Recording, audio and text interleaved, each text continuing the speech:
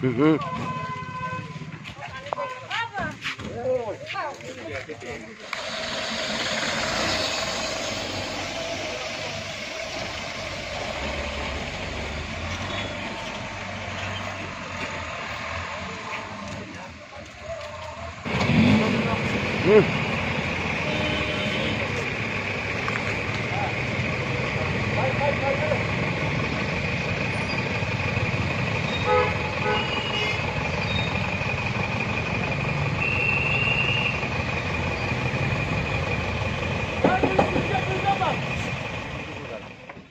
সময় থেকে কান দাঁড়াইছ? আধা ঘন্টা হইব। কি সমস্যা কি? সমস্যা কিন্তু রাস্তার মধ্যে জায়গা টাকা নিচে মানুষের, সরকার টাকা দিচ্ছে না, তার কারণে রাস্তা অবরোধ করছে। তো আমরা তো অসুবিধার মধ্যে পড়ছি। এমনি দুইটার সময় টাইম বাজার বন্ধ হয়। কই দিয়ে আইছ? দমর থেকে। কি নিয়ে আইছ? মাল নিয়ে আছি। তারপরে বাজারে গিয়ে মালটা ওখানে লাগাইমু।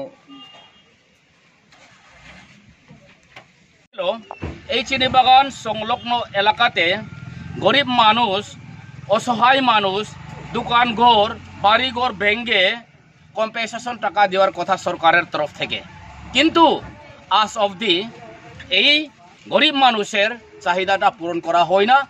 কেউ ঘর বাড়ি নাই, ঘর বাড়ি ভেঙে গেছে, কারোর বারান্দাতে বসবাস করছে, যার ফলে অতি সত্বর গরু গড়ে মানুষের বারান্দায় বসবাস করছে।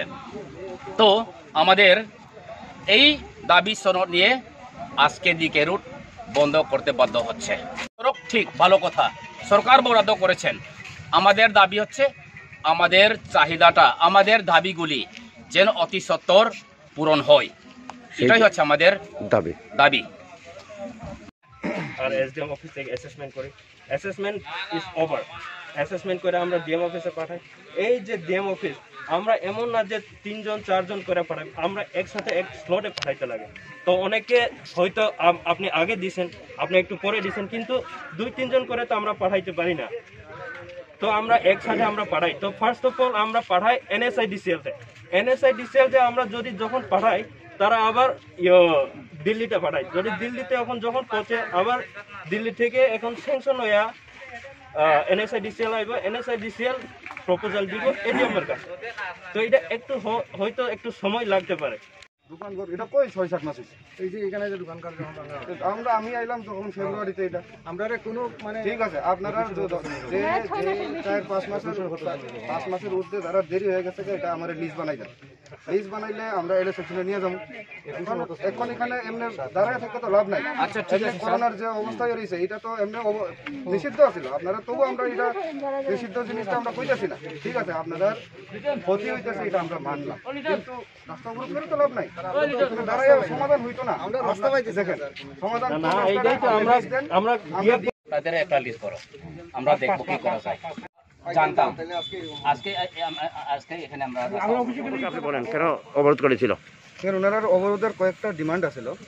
প্রথম ডিমান্ড হচ্ছে আমরা যে হাইওয়ে হচ্ছে এখানে কৈলাসহর টু কুর্তি যে হাইওয়েটা হচ্ছে, ওইখানে ওনারা অনেকগুলো কম্পেনসেশন পায়নি। অনেকজন বেনিফিশিয়ারি যারা জায়গা অ্যালটমেন্টে অ্যাকুইজিশনে গেছে তারা কোনো কম্পেনসেশনটা পায়নি। আর সেকেন্ড হচ্ছে SPO ক্যাম্প যে শিফটিং হয়েছে। আর থার্ড হচ্ছে একটা কালভার্টের ব্যাপারে। আর ফোর্থ হচ্ছে এই যে এখানে পার্শ্ববর্তী যে টুঙ্গুই লেন বা ডারলং বস্তি যে রাস্তাটা যায়, ওইটা মোটরেবল কন্ডিশনে না। একটু বৃষ্টির সিজনে ওনারা রাস্তা ফরমেশনে এটা মোটরেবল কন্ডিশনে আর নেই। তো এইটাতে আমরা সবাই বললাম যে ওনার যে অ্যাসেসমেন্টের যে লিস্ট, যেটা 6 মাসের ঊর্ধ্বে যে দেরি হয়েছে, ওইটা ওনারা লিস্ট দেখ, তাহলে আমরা হায়ার অথরিটির সামনে প্লেস করবো এটা।